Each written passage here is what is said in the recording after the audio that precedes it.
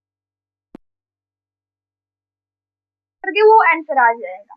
इसको मैं कर देती हूँ, 6 टू 12 हो जाती है, 6 टू 13.36 इंटू 10⁻23। अब इसको हम लोग किस चीज में, कार्बन, अब इसको हम लोग किस चीज में चेंज करना है, सिग्निफिकेंट फिगर में चेंज करनी है। ऑब्वियसली ये नहीं है, तो इस पॉइंट को हम लोग कहाँ पर लेकर जाएंगे, 3 और 6 के बीच में लेकर जाएंगे। तो 3.6132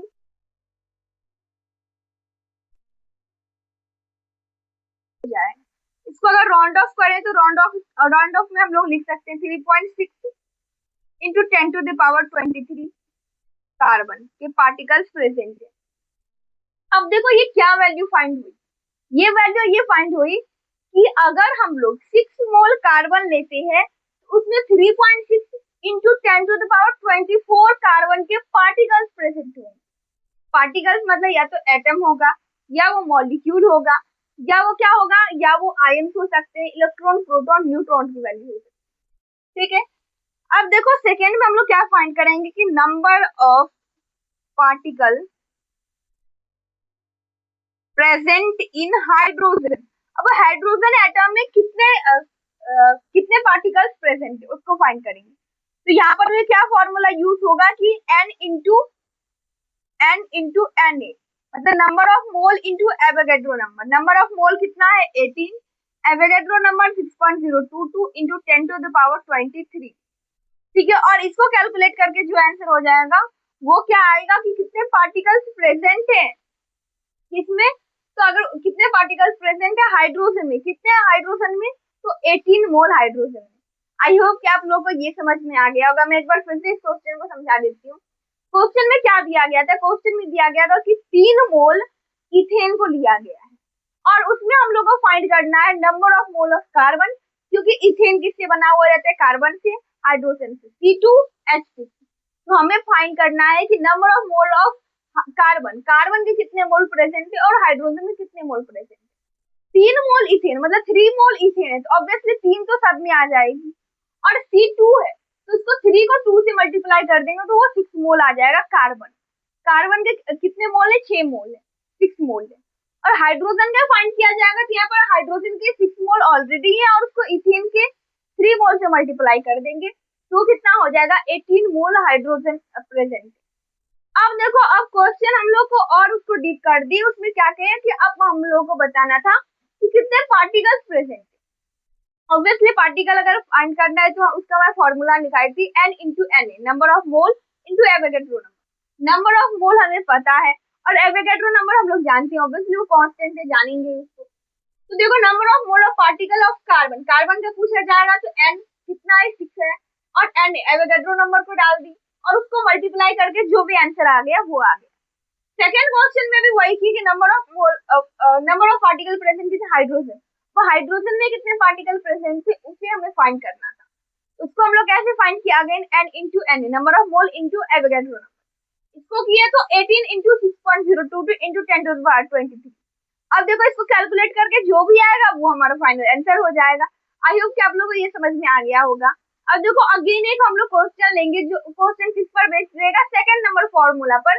सेकंड नंबर फॉर्मूला क्या था कि अगर हम लोगों को नंबर ऑफ पार्टिकल फाइंड करना है तो कैसे फाइंड करेंगे, हम लोग क्या करेंगे कि जितना नंबर ऑफ मोल दिया रहेगा उसको हम लोग किससे डिवाइड कर उसको मल्टीप्लाई कर देंगे, एवोगैड्रो नंबर से मल्टीप्लाई कर देंगे। यही फॉर्मूला, अगर पार्टिकल फाइंड करना है तो नंबर ऑफ मोल को एवोगैड्रो नंबर से मल्टीप्लाई कर देंगे। इस पर और कुछ बेस हम लोग क्वेश्चन को देखने वाले हैं। अब देखो, अब हम लोग क्वेश्चन लिए, क्वेश्चन क्या है, find the total number of atoms. यहाँ पर एटम फाइंड करना है। हम लोग जानते हैं कि एटम भी क्या है, एक पार्टिकल है, तो पार्टिकल फाइंड करना है किसमें, present in 0.5 mole Al, L मतलब एल्यूमिनियम, 0.5 मोल एल्यूमिनियम लिया गया है, एंड सेकेंड है 0.1 मोल H2SO4। इसमें हम लोगों को फाइंड करना है कि कितना नंबर ऑफ पार्टिकल, या कह सकते हैं कि नंबर ऑफ एटम्स को फाइंड करना है। देखो हम लोग ये जानते हैं कि फॉर्मूला को एक ही जगह लिख देते हैं कि अगर हम लोग को फाइंड करना है कि गिवन नंबर ऑफ, या कह सकते हैं टोटल नंबर ऑफ